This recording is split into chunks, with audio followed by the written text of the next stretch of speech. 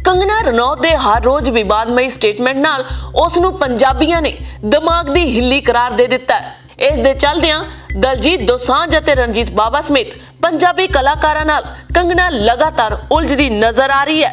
Social media ਤੇ ਕੰਗਨਾ ਰਨੌਤ ਤੇ ਪੰਜਾਬੀ ਕਲਾਕਾਰਾਂ ਦਾ ਮੁੱਦਾ ਪੂਰੀ ਤਰ੍ਹਾਂ ਭਖ ਗਿਆ ਹੈ। ਦਲਜੀਤ ਦੋਸਾਂਝ ਵੱਲੋਂ ਕੰਗਨਾ ਰਨੌਤ ਨੂੰ ਮੂੰਹ ਤੋੜ ਜਵਾਬ ਦੇਣ ਤੋਂ ਬਾਅਦ ਕੰਗਨਾ ਰਨੌਤ ਭੜਕ ਉੱਠੀ ਹੈ, ਜੋ ਟਵਿੱਟਰ ਤੇ ਦਲਜੀਤ ਦੋਸਾਂਝ ਨੂੰ ਮਾੜਾ ਬੋਲ ਰਹੀ ਹੈ। ਕੰਗਨਾ ਤੇ ਦਲਜੀਤ ਵਿਚਾਲੇ ਟਵਿੱਟਰ ਤੇ ਜੰਗ ਛਿੜ ਚੁੱਕੀ ਹੈ ਤੇ ਦੋਵੇਂ ਇੱਕ ਦੂਜੇ ਨੂੰ ਟਵੀਟਸ ਰਾਹੀਂ ਜਵਾਬ ਦੇ ਰਹੇ ਨੇ।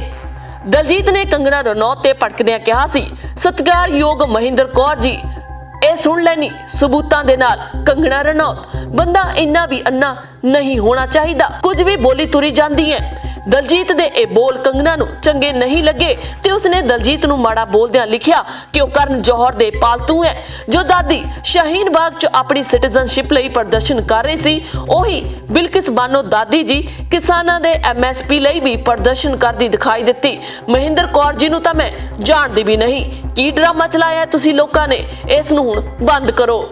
ਕੰਗਨਾ ਦੇ ਇਸ ਟਵੀਟ ਤੋਂ ਬਾਅਦ ਦਲਜੀਤ ਦੋਸਾਂਝ ਨੇ ਉਸ ਨੂੰ ਮੁੜ ਝਾੜ ਪਾਉਂਦਿਆਂ ਦੋ ਟਵੀਟਸ ਕੀਤੇ। ਪਹਿਲੇ ਟਵੀਟ 'ਚ ਦਲਜੀਤ ਨੇ ਲਿਖਿਆ, ਤੂੰ ਜਿੰਨੇ ਲੋਕਾਂ ਨਾਲ ਫਿਲਮਾਂ ਕੀਤੀਆਂ, ਕੀ ਤੂੰ ਉਹਨਾਂ ਸਾਰਿਆਂ ਦੀ ਪਾਲਤੂ ਹੈ?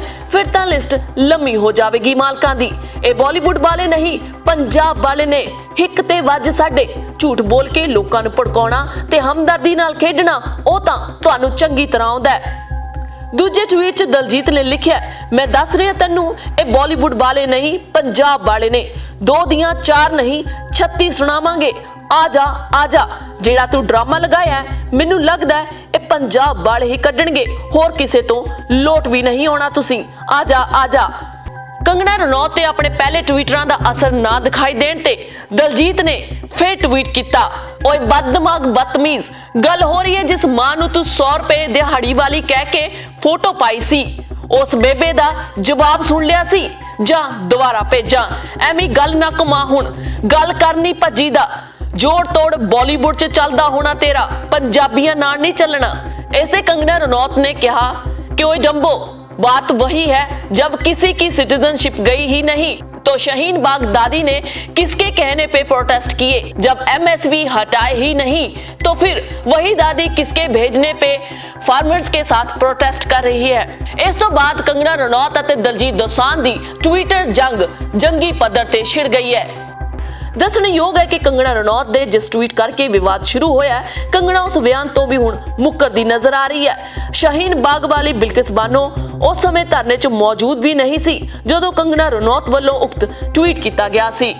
ਉਧਰ ਕੰਗਨਾ ਰਨੌਤ ਵੱਲੋਂ ਲੁਧਿਆਣਾ ਤੋਂ MP ਰਵਨੀਤ ਸਿੰਘ ਬਿੱਟੂ ਦੇ ਇੱਕ ਟਵੀਟ ਦਾ ਸਹਾਰਾ ਲੈ ਕੇ ਦਲਜੀਤ ਦੋਸਾਂਝ ਤੇ ਪਲਟਵਾਰ ਕੀਤਾ ਗਿਆ।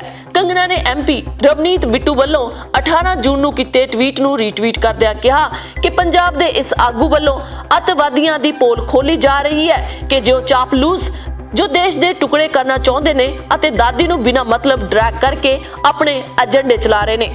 ਦੱਸਣਯੋਗ ਹੈ ਕਿ ਰਵਨੀਤ ਬਿੱਟੂ ਵੱਲੋਂ 18 ਜੂਨ ਨੂੰ ਇੱਕ ਟਵੀਟ ਕੀਤਾ ਗਿਆ ਸੀ ਜਿਸ ਵਿੱਚ ਉਹਨਾਂ ਨੇ ਪੰਜਾਬ ਦੇ ਮੁੱਖ ਮੰਤਰੀ ਕੈਪਟਨ ਅਮਰਿੰਦਰ ਸਿੰਘ ਨੂੰ ਜਥੇਦਾਰ ਹਰਪ੍ਰੀਤ ਸਿੰਘ, ਦਲਜੀਤ ਦੋਸਾਂਝ, JGB ਤੇ ਪੰਨੂ ਨੂੰ ਸਪੋਰਟ ਕਰਨ ਤੇ FIR ਦਰਜ ਕਰਨ ਲਈ ਕਿਹਾ ਸੀ।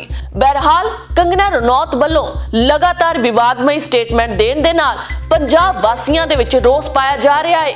ਕੰਗਨਾ ਰਨੌਤ ਦੇ ਟਵਿੱਟਰ ਉਤੇ ਕਲਾਕਾਰਾਂ ਤੋਂ ਲੈ ਕੇ ਕਿਸਾਨਾਂ ਵੱਲੋਂ ਵੀ ਉਸ ਨੂੰ ਫਟਕਾਰ ਪਾਈ ਜਾ ਰਹੀ ਹੈ। ਇਸ ਕਰਕੇ ਕੰਗਨਾ ਰਨੌਤ ਨੇ ਰਣਜੀਤ ਬਾਵਾ ਨੂੰ ਤਾਂ ਬਲੌਕ ਹੀ ਕਰ ਦਿੱਤਾ ਹੈ। ਕਿਸਾਨਾਂ ਦਾ ਕਹਿਣਾ ਕਿ ਕੰਗਨਾ ਰਨੌਤ ਦਾ ਦਿਮਾਗ ਹਿਲ ਚੁੱਕਾ ਹੈ, ਸੋ ਇਸ ਨਾਲ ਮੱਥਾ ਲਾਉਣ ਦਾ ਕੋਈ ਫਾਇਦਾ ਨਹੀਂ। Harjinder Kaur Mangat, Indos TV, Australia.